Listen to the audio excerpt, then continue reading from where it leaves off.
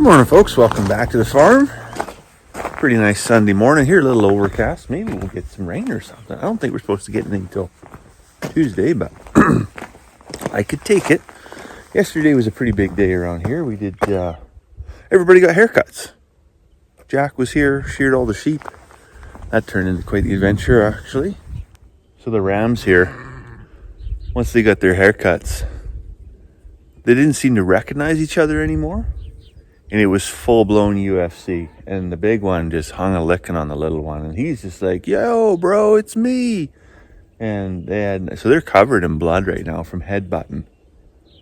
It's quite the deal. I think everybody's okay. It's just superficial, but what the show anyways. But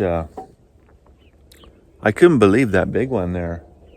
Just how, ripped he is. I thought he was more wool, but no, he's all sausages, that's for sure. And speaking of sausages, we got our two wethers in a pen right now. There's a Muslim family from Beaver Lodge that's coming today. They were going to butcher one. We negotiated price. And we gave it a haircut. And it's a lot lighter. It's a lot less meat on it than I thought there was. Definitely a lot of wool. So we're going to have to renegotiate that price. I feel obligated to. Maybe they'll just take both.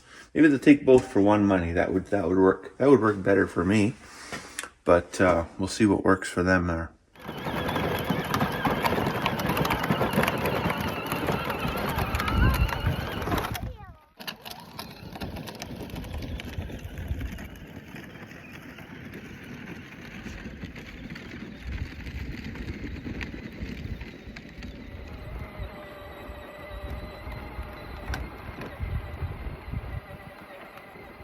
So as you can see, we've had a bit of breakfast. The kids are up and about. We're going to try and round up these two wethers and get them into a small pen outside the barn. Somewhere over here, I think. Get that all prepped and ready. And then the wife trusted me with getting her tomato plants into the big greenhouse. I already had one snap in half. That's not going well. But I personally hate tomatoes. I absolutely despise tomatoes. If you add sugar, salt, vinegar, blend it all up till it's puree, I'm all about it. I like ketchup, I like tomato soup, I like salsa, but just a tomato, that's for the birds. So if this goes horribly wrong, it may look like I did this on purpose, but I am going to try my best to get them into the greenhouse and get them into cages. I'm going to put a bit of oyster shell in the holes as well, just to raise the pH of the soil so they don't get any blossom rot. And some eggshells and stuff we got left over from harvesting our own eggs. And we'll see how that works. Anyways, I got a little catchment put together right here to get those wethers into. Now, I got panels everywhere. I'm still I haven't taken down everything from shearing yesterday. So I got panels everywhere. What I should be able to do is open up this center panel here and just ferry them into there. These green bags are right in the way, but whatever, that's fine too. But essentially we should be able to get them in there, hopefully, and then close the panels up. I'm hoping to do that without coaxing with a grain treat, because obviously they've been off feed because they're getting butchered, so I'd rather them not, keep everything empty, less mess, less stress, less everything, right? And but we'll see. Let's see how this goes. It could be a rodeo. I feel like I'm obliged to say this is just going to be a rodeo. This is just going to be crazy. There's going to be sheep. They're going to be out somewhere in Good Fair in about 5 minutes. Because every time I do say that, it seems to go seemingly well. Whereas if I'm like, oh yeah, this is going to be a walk in the park, then they do end up in Good Fair. All right there, fellas. Come on out. Here. I know you're a little bit wild, but just walk out there. Let's see if we can get a panel swung. Maybe. Just maybe.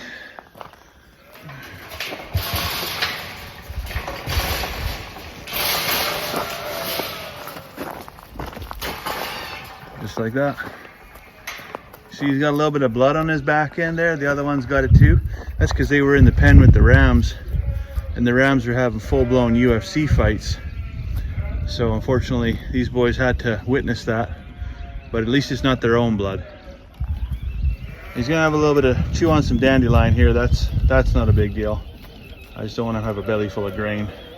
All right, with the weathers all penned up there, it's time to release Millie and Elsie out of purgatory. They've been in the round pen on a very strict diet for a couple weeks there, just because they were free roaming in the big pasture south of the farm here, and that has a tendency to give more so Millie a set of horse gout there.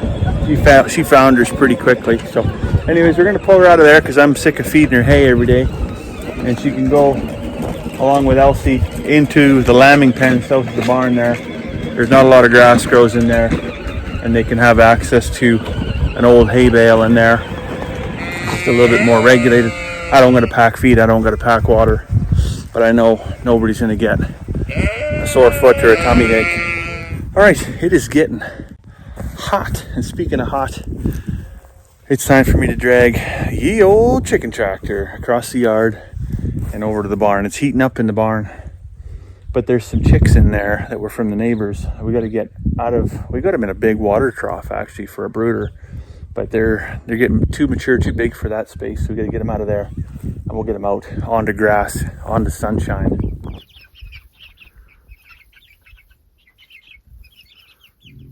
So there really isn't a much better place to keep chickens than in one of these chicken tractors. This one's 8 feet wide, 12 feet long. You can fit a pile of chickens in there. They get fresh grass every day. We move it forward 12 feet. They're on fresh bedding. They've got fresh food. They get a ton of nutrients from the pasture alone. Plus they get their grain. Plus they get fresh water every day. Well, as predicted, it is toasty warm. We just got done slaughtering. Well, it took one today. They're going to come back beginning of June. There's another holiday that they celebrate there, so we're gonna get the second one gone then. So anyways, for now, we'll fire up the tractor here, take the obligatory trip to the south end of the farm. You know what that means. Get rid of the guts and whatnot, and then come back up and maybe see about a Gatorade. Whew, it is hot. One thing that is interesting though, and they did this last time when they come here, and we just don't see that very much in Western culture, is the exchanging of gifts.